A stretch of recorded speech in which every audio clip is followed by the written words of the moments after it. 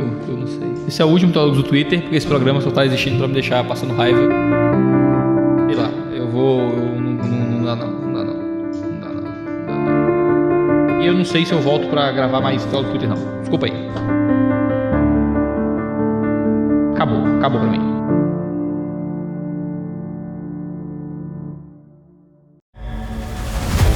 Teólogos do Twitter, ou eu conto pra todo mundo que você ouvia pregações do Caio Fábio. Iago, não volta com o Teólogos do Twitter, porque o Twitter não é de Deus. Mas você quer voltar pro Teólogos do Twitter, homem? Você tá doido? Teólogos, Twitter, volta, Iago, seus olhos vão ficando pesados, e você vai ficando com a vontade irresistível de voltar com Teólogos do Twitter. O povo clama, o povo quer, volta com Teólogos do Twitter, Iago. Iago, pelo amor de Deus, eu tô dando crise de adicção. Iago, o estresse não faz mal para ninguém. Iago, volta com Teólogos do Twitter. São longuinhos, são longuinhos. Se o Iago voltar com os Teólogos do Twitter, eu tô Iago Martins, homem de Deus! Iago Martins, volte com os Teólogos do Twitter, tá ok? Os Teólogos do Twitter, vá voltando!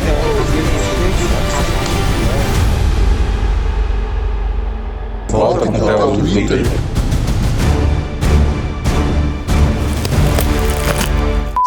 Chega, eu entendi, vocês venceram. Tá feliz? Vocês venceram. Seja muito bem-vindo ao 2 Dedos de Teologia. Eu sou Iago Martins, você tá no meu escritório e hoje é o retorno do Teólogos do Twitter. Em janeiro desse ano, eu postei o que eu disse que era o último Teólogos do Twitter, porque eu não aguentava mais. Digamos que no último vídeo dava pra perceber que minha saúde mental não tava das melhores com esse programa, né? E assim, eu gosto desse programa, gostava do Teólogos do Twitter, mas ele foi tomando um rumo diferente daquilo para o qual ele tinha se proposto. O Teólogos do Twitter era pra comentar sobre tweetadas de gente famosa, de gente relevante na internet, que não é da teologia, que posta coisas sobre teologia pra gente poder comentar e instruir. Acabou que eu me deixei levar por comentar tweetadas genéricas, certo? A coisa saiu do eixo do que eu gostaria que realmente fosse o programa. Minha ideia é voltar aí a comentar apenas tweetadas de gente muito famosa. Hoje a gente vai comentar sobre alguns tweets da Anitta. Então se você quiser que o Teólogos do Twitter volte, me marca lá no Twitter quando gente famosa, de fora do ambiente teológico, comentar coisas sobre Deus, que a gente vem aqui pra trazer alguma boa instrução acerca dessas coisas. Tem um memezinho engraçado que me mandaram uma vez, que era tipo aquele cavalo de Troia, né? Cara chegando treta qualquer,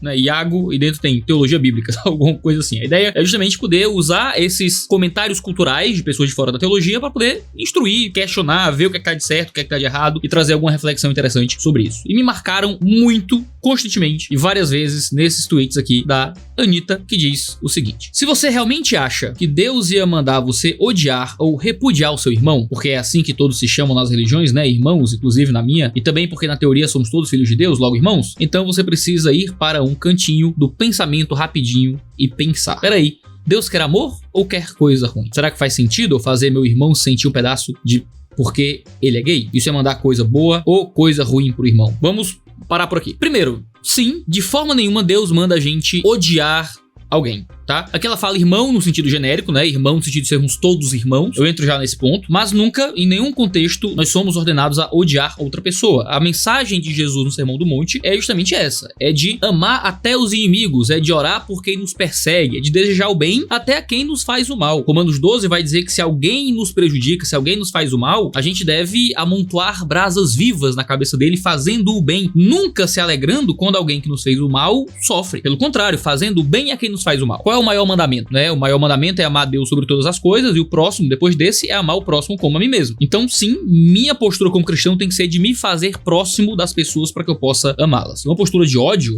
contra quem quer que seja, até mesmo contra homossexuais, já que a prática homossexual é um pecado dentro do ambiente cristão, veja, é uma coisa que vai contra o evangelho. Nós somos ensinados a amar e a amar todas as pessoas. Isso é um ponto que a Anitta tem percebido muito bem, né? Jesus fala várias vezes nos evangelhos assim: isso até os gentios percebem. Isso nem os gentios fazem. E aqui a gente tem a Anitta, que não é uma representante do cristianismo. A Anitta tem inclusive uma outra religião, se não me engano ela é de uma religião afro-brasileira, Kimbanda, Candomblé, eu não sei exatamente, mas eu sei que ela é de uma região afro. Vou fazer o fact-checking aí pro Tuller colocar aqui qual é a religião da Anitta. Sei que eu já vi ela falando de orixás, então ela deve seguir alguma dessas correntes. Então aqui a Anitta, que não é uma cristã, percebe algo comum no cristianismo que infelizmente muitos cristãos têm perdido. Acham que é uma postura cristã odiar pessoas por causa de suas, seja ideologia, seja orientação sexual, seja o que é que seja. Então sim, Deus não manda a gente odiar. Repudiar. repudiar. Repudiar é um termo complicado. O que ela quer dizer por repudiar? Seria achar ruim?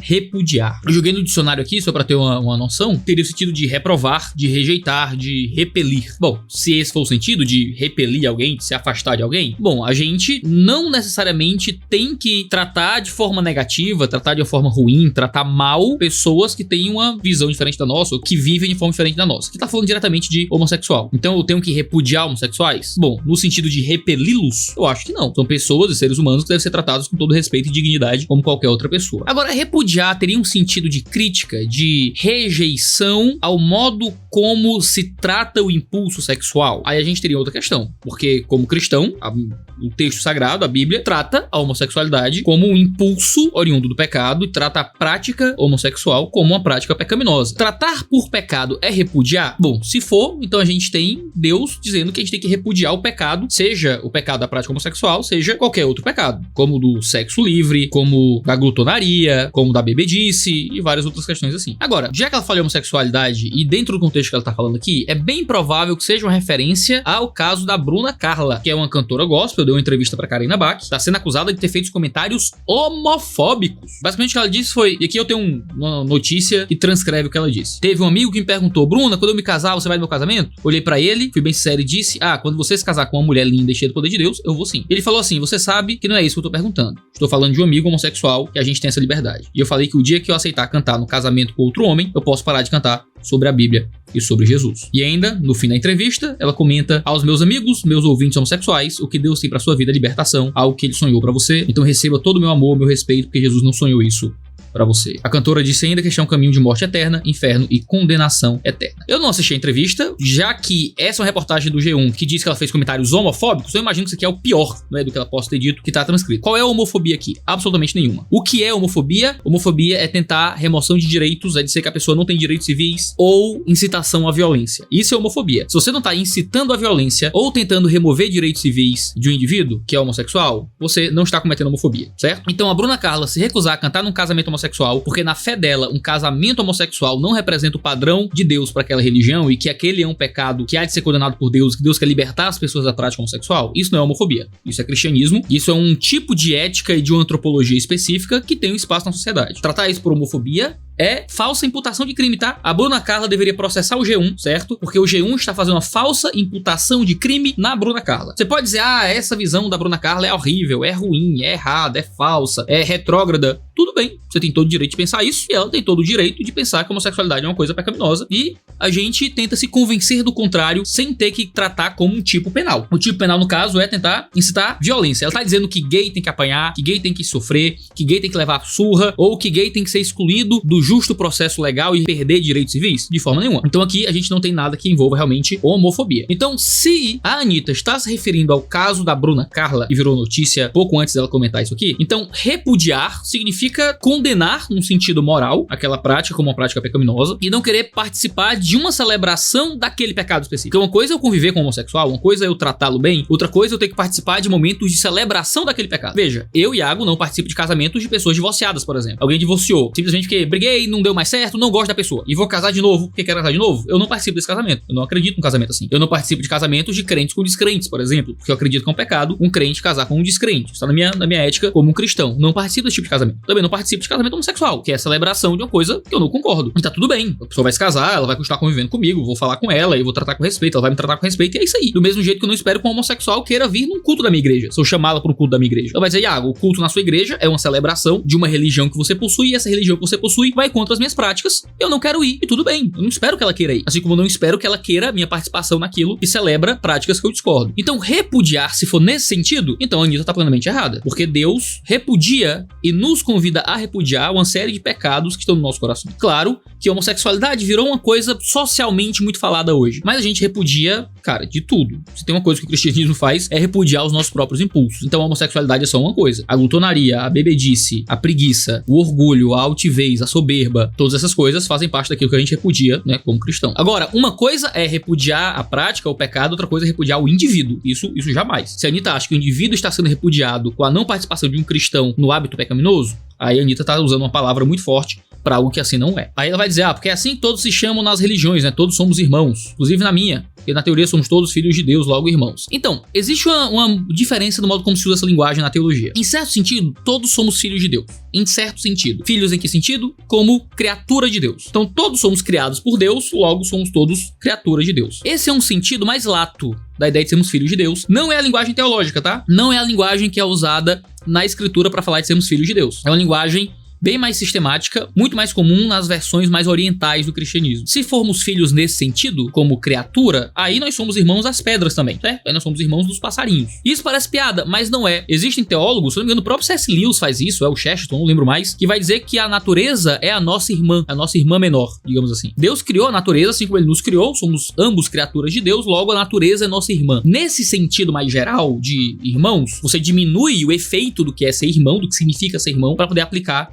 isso nesse sentido. Em outro sentido, todos somos irmãos, que somos filhos de Adão, né? Somos todos criados por Deus. É um sentido um pouco mais correto. Existe uma comunitariedade da raça. Todos nós somos irmãos, porque somos todos parentes de Adão, que nos criou. Deus criou Adão, e a partir de Adão nascemos todos nós. E isso apresenta um caminho de unidade entre os indivíduos, né? Nós somos irmãos em um sentido natural. Então, eu e a Anitta, eu e um homossexual que é descrente, todos somos irmãos, porque todos somos criados por Deus em um sentido natural. Agora, quando o cristianismo fala de irmão mesmo, tá falando em um sentido espiritual, geralmente. Nós somos irmãos no sentido espiritual. Nós somos agora retirados desse mundo natural de irmandade física entre todos os seres humanos e somos agora colocados numa irmandade espiritual, sendo feitos de fato filhos de Deus através da irmandade de Jesus Cristo, através da fé. Essa é a linguagem teológica mais comum para falar de sermos irmãos. Nisso, não somos todos irmãos. Nisso, existem filhos de Deus e existe aqueles que são criaturas de Deus. Até uma pessoa comentou aqui, mentira, nem todos são filhos de Deus. Coloquei aqui um versículo de Gálatas. Pois por meio da fé em Cristo Jesus, todos vocês são filhos de Deus, porque vocês foram batizados para ficarem unidos com Cristo e assim se revestiram com as qualidades do próprio Cristo. Um versículo excelente. E ela responde, agora lascou, onde que eu faço o DNA para saber se eu sou filha de Deus? Então, não tem DNA, tá? Mas como é que eu sei que eu sou filho de Deus? O próprio texto que o cara colou diz, pois por meio da fé em Cristo Jesus, todos vocês são filhos de Deus. Então, como é que eu faço DNA para saber se sou filho de Deus? É ter fé em Cristo Jesus. Você tem fé em Cristo Jesus? Tem fé naquilo que Jesus fez? Tem fé naquela obra perfeita dele? Ah, tenho, certo? E essa fé se manifesta no batismo para ficarem unidos com Cristo e se manifesta em um revestimento com as qualidades do próprio Cristo, de forma que a gente vive de acordo com as leis dele e com os mandamentos dele. É aí que tá o DNA para saber se eu sou filho de Deus. É crer na obra de Jesus, ter fé naquilo que ele fez, ser batizado, ou seja, declarar publicamente esse compromisso com ele e então ser revestido das qualidades de Cristo, vivendo, não é, debaixo da lei desse Cristo. Aqui tá o DNA para saber se somos ou não filhos de Deus. Então, ela continua. Se você realmente acha que Deus ia mandar você odiar ou repudiar o seu irmão, então você precisa ir para um cantinho do pensamento rapidinho e pensar. Vamos pensar com a Anitta, hein? Peraí, Deus quer amor ou quer coisa ruim? Claro, Deus é amor. O amor é uma das características mais profundas do cristianismo, se não for a característica mais profunda do cristianismo. Deus é descrito como o próprio amor, né? Deus é amor, em 1 João. Amar a Deus é o próximo, é o que nos caracteriza. O mundo vai saber que nós somos um com o Deus através do nosso amor. Então sim, Deus quer amor, Deus não quer coisa ruim.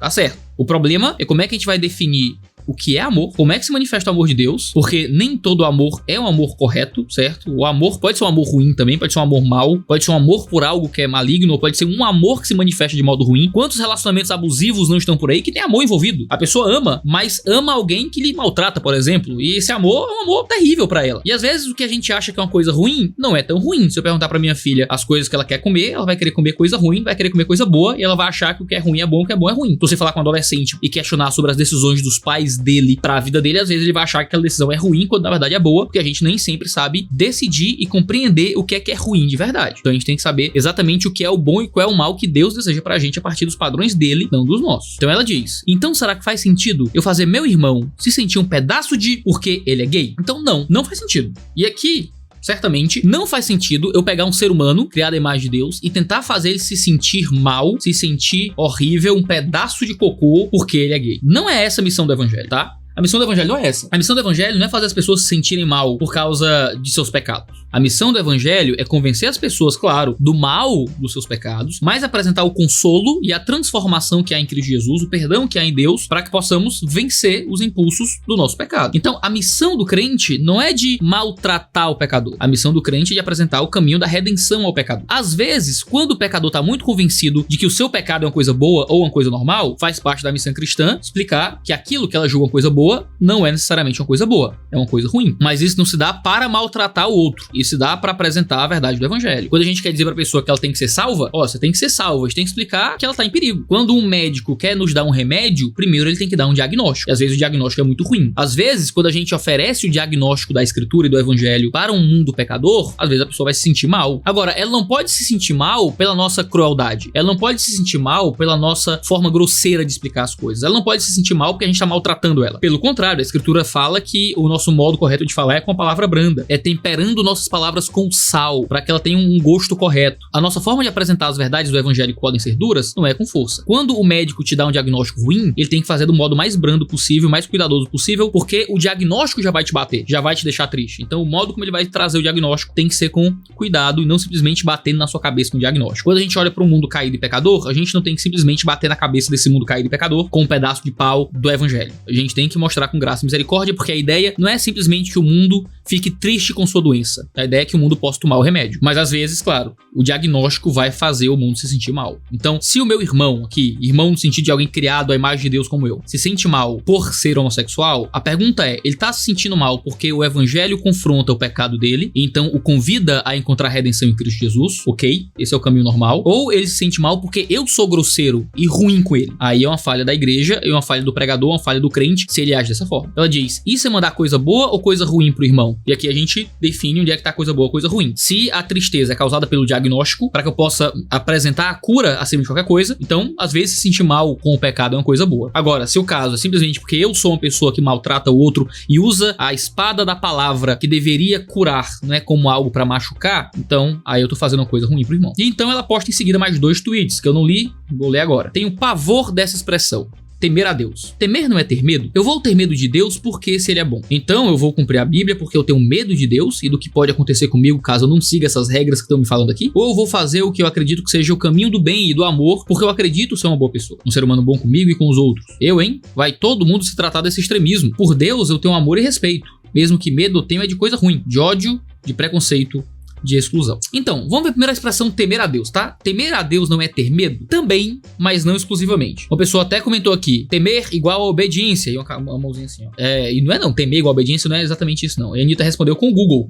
Qual o significado da palavra temer? Aí tem aqui, sentir medo, temor, ter receio, preocupar-se. Então, a gente tem aqui um problema na definição do que é a palavra temer, tá? Porque temer é uma das traduções da palavra yare, em hebraico, e da palavra phobos em grego. E geralmente é uma tradução um tanto antiga. Essa palavra, ela possui um campo de significado diferente do português. Porque no português, temer parece ter o sentido primordial de ter medo. No hebraico e no grego, a palavra ela costuma ter traduções um pouco mais amplas. Pode incluir ter medo, mas também pode incluir a ideia de reverência ou a ideia de profundo respeito. Iago, tu tá tirando isso da tua cabeça, tá inventando tradução? Não, não. E se eu entro no Lounaida, que é um dos maiores léxicos de grego bíblico que a gente tem hoje, diz que phobos se traduz por profundo respeito, por reverência a alguém. Então eu tenho justamente a ideia de que temor a Deus, temer a Deus, não está atrelado simplesmente a medo de Deus. É uma palavra que inclui medo, mas inclui respeito, inclui reverência. E dentro do contexto da linguagem é que a gente vai saber qual é a melhor tradução e qual é o sentido que está sendo aplicado. Em alguns momentos a palavra aparece na escritura para falar de medo mesmo. Mas em outros momentos fala sobre um tipo de reverência a alguém, um tipo de respeito profundo a alguém. Por exemplo, quando Paulo vai falar sobre os homens sem Deus, ele vai dizer que um dos problemas dos homens sem Deus é que não há temor de Deus diante dos seus olhos, e por isso eles não conhecem o caminho da paz, eles têm pés rápidos para derramar sangue, porque não temem a Deus, fazem maldades. Isso é Romanos 3,18. Por outro lado, o cristão é uma pessoa que tem esse temor, né? Que tem essa reverência, esse comprometimento com o próprio Deus. Deus é grande, Deus é poderoso, Deus é o criador de todas as coisas, ele não é um meus parceiro, Deus não é bodega, não é palhaçada, ele é um amigo, ele é próximo, mas ele é criador, ele é grande. Quando ele aparece ao povo de Israel no Êxodo, uma montanha, sabe, pega fogo e o povo tem medo. A palavra lá é temor, porque tem uma montanha pegando fogo e uma voz saindo como que de um trovão. Veja, é uma imagem fantasmagórica, assustadora, de Deus mostrando o seu poder. O Salmo 33 fala que toda a terra teme a Deus porque ele criou a terra. E nesse salmo, temer tem a ideia de reverenciar. Ele cria um paralelismo. Temam, reverenciem. Ou seja, nós reverenciamos a Deus como demonstração desse temor a Deus, porque ele é o criador de todas as coisas. Essa é a linguagem que C.S. Lewis vai usar no Crônicas de Nárnia, por exemplo, para falar que Aslan, que ele representa Jesus Cristo, é um leão, que quando você deita a cabeça na juba dele é fofinho, mas quando ele ruge, é assustador. E esse é o nosso Deus, ele é nosso irmão, ele é nosso pai, ele é nosso amigo, ele tá próximo, mas aquele que é o nosso amigo é também o Criador de todas as coisas, o Senhor do universo. Então existe um respeito, uma reverência àquele que é nosso amigo. Não é meu parceiro, não é só meu brother, é também o Criador de todas as coisas. Então existe uma reverência e um temor diante daquele com quem eu tenho proximidade e intimidade. É por isso que 1 João 4 vai dizer, no amor não existe medo. E a palavra literalmente aqui no grego é temor. Pelo contrário, o perfeito amor lança fora o medo, porque o medo envolve castigo e quem teme não é aperfeiçoado no amor. A gente não tem mais que ter medo de Deus. Medo de jeito nenhum, porque o amor lança fora o medo. Uma vez que ele nos ama e nós o amamos, nós não precisamos mais ter medo de Deus. Quando a gente usa a expressão temor, que é muito fruto de traduções mais antigas do português, a gente usa um termo que é complicado. A gente tem que temer a Deus? Sim e não, porque temer tem todo esse amplo significado. Agora, se a gente der os sentidos na nossa própria língua, a gente tem que ter medo de Deus? A palavra é não. A gente não tem mais que ter medo de Deus. Porque no amor que ele sente por nós, no amor que nós sentimos por ele, uma vez que nós o amamos porque ele nos amou primeiro, o amor joga fora o medo, porque o medo envolve castigo. Nós não temos mais medo, porque temos redenção em Cristo Jesus. Paulo vai dizer em 2 Timóteo 1 que Deus não nos deu um espírito de medo, mas um espírito de fortaleza, de amor. Mesmo assim, existe uma reverência, um profundo respeito, que seria esse sentido de temor que a gente mantém com o Senhor. Em 1 Pedro 1,17 vai dizer, e se vocês o invocam como Pai, aquele que sem parcialidade julga segundo as obras de cada um, vivam em temor durante o tempo da peregrinação de vocês. Nós devemos sim ter temor a Deus, sabendo que ele é quem julga sem parcialidade. A gente não pode viver de qualquer forma, tem que viver uma vida qualquer. Ah, Deus é bonzinho, Deus me ama, tá tudo certo, vou viver qualquer vida. Não. Vivam de forma temente, ou seja, viver de forma correta. Em 2 Coríntios 5,11, Paulo vai dizer que a gente tem que conhecer o temor do Senhor. Em Filipenses 2,12, vai dizer que a gente tem que operar a nossa salvação, trabalhar a nossa salvação com temor. 2 Coríntios 7,1 vai dizer que nós devemos nos purificar de toda a impureza, aperfeiçoando a nossa santidade no temor de Deus. Qual é o sentido de temor nessas passagens? Justamente de reverência, de comprometimento e respeito à pessoa de Deus. Então quando a Anitta vai no Google e diz, mas temor significa medo, ela tem um significado em português de temor. Ela não tem um significado em hebraico ou em grego que tem possibilidade de tradução aqui. Tem um pavor dessa expressão temer a Deus. Temer não é ter medo? Não só. Você deve ter medo de Deus se você ainda não encontrou redenção em Cristo Jesus, porque ele virá punir aqueles que se rebelam conscientemente contra ele. Agora, uma vez que nós encontramos o amor de Cristo, nós fomos livres da ira e temos comunhão plena com Deus, a nossa dívida com ele está paga e então nós podemos encontrá-lo com um olhar de graça. Eu vou ter medo de Deus porque se ele é bom. Deus é bom e porque Deus é bom, ele pune aquilo que é mal. Porque Deus é bom, ele traz punição contra os criminosos. Deus é bom. A pergunta é muito interessante. Por que eu vou ter medo de Deus se Deus é bom? Do mesmo jeito que o vilão tem medo do mocinho, porque o mocinho é bom. Do mesmo jeito que o criminoso tem medo da justiça, se a justiça for boa. Do mesmo jeito que o assassino vai ter medo do juiz, se o juiz for bom. Nós somos os vilões dessa história. Nós somos os criminosos dessa história. Nós somos os rebelados contra Deus. Nós somos os lascivos, os orgulhosos, os preguiçosos, os gananciosos. Nós somos os hedonistas. Nós somos aqueles que vivem a vida por si só. Nós temos que ter medo de Deus, porque Deus é bom e nós não somos. E porque não somos, Deus virá com sua justiça. Sabe quando você assiste aquele filme de super-herói? Aí tá lá o Thanos fazendo mal e tá os mocinhos e diz, vai lá, pega ele, sabe? No fim das contas, nós somos os Thanos da história. Quando você tá assistindo O Senhor dos Anéis e tem lá os orcs e tá lá o elfo acertando os orcs, a gente diz isso, vai lá, Legolas, pega eles. Na história, nós não somos os hobbits, nós não somos os mocinhos. Na história, nós somos os orcs, nós somos os Uruk-hais. Na história dessa existência, nós somos os seguidores de Voldemort. Nós não somos o Harry Potter, nós não somos a Hermione, nós somos os vilões da história. Porque Deus é bom, a gente tem que ter medo dele, porque nós somos os criminosos a serem punidos. Qual é o caminho? O caminho é encontrar redenção em Cristo Jesus, encontrar perdão em Cristo, redenção nele, para que então todo o contrato de dívida que temos contra Deus seja pago e plenamente limpo na obra perfeita de Cristo. E então a gente pode vencer todo o medo e reverenciá-lo e respeitá-lo como ele merece. Então eu vou cumprir a Bíblia porque eu tenho medo de Deus e do que pode acontecer comigo caso eu não siga essas regras que estão me falando aqui? Não deveria ser só por isso. O medo da punição é só parte do processo da obediência. E é a primeira parte, a parte mais simples, mais rasa da obediência. Um filho obedece o pai às vezes porque tem medo de levar peia, de apanhar. Mas à medida que um filho cresce e amadurece e se aprofunda no seu relacionamento com o seu pai, ele obedece porque respeita e porque concorda que aquelas leis são boas pra ele. Não é pra simplesmente obedecer a Deus e seguir as regras da escritura porque estão falando e porque tem medo de Deus. Não é pra ser só isso. Agora, a alternativa é obedecer porque entende que aquilo é o melhor de Deus pra sua vida, porque ele é o Senhor, o Criador de todas as coisas, que ele que diz pra gente o que é certo, o que é justo. A alternativa que a Anitta dá é uma outra alternativa, que é ou eu vou fazer o que eu acredito que seja o caminho do bem e do amor, porque eu quero ser uma boa pessoa. Então, o problema é que aquilo que a gente acredita ser o caminho do bem e do amor, nem sempre é o bom e o amor. Nem sempre é o que realmente vai fazer bem pros outros. Nem sempre é o que realmente vai construir algo positivo. No caso da Anitta, por exemplo, uma pessoa que tá no mercado da música, é uma empresária de muito sucesso, uma pessoa muito inteligente, tá? A Anitta é uma mulher muito inteligente, fala muitos idiomas, fala inglês muito bem, fala espanhol muito bem, conseguiu se projetar em um mercado internacional. Ninguém faz isso sendo burro.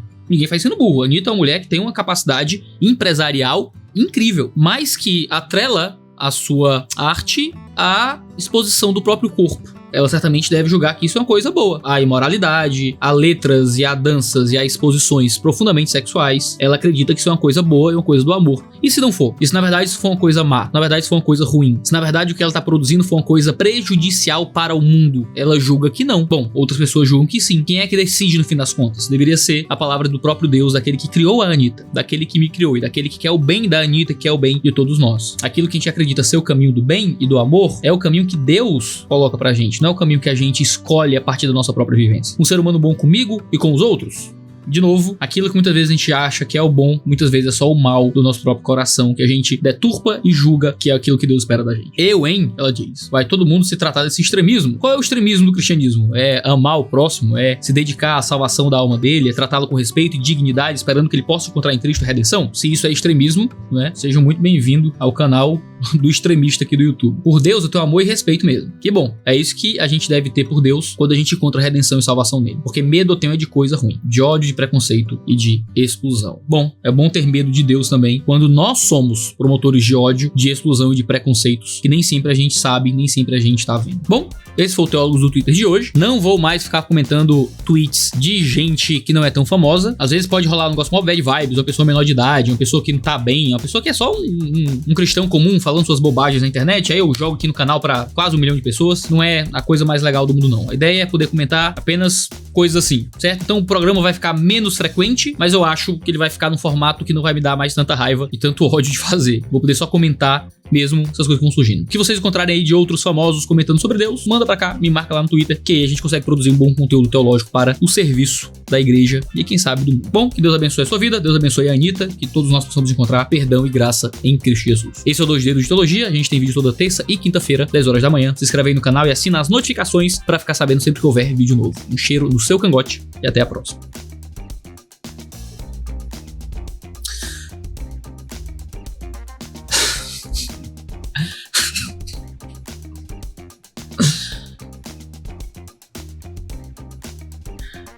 Vamos lá, vamos começar do começo.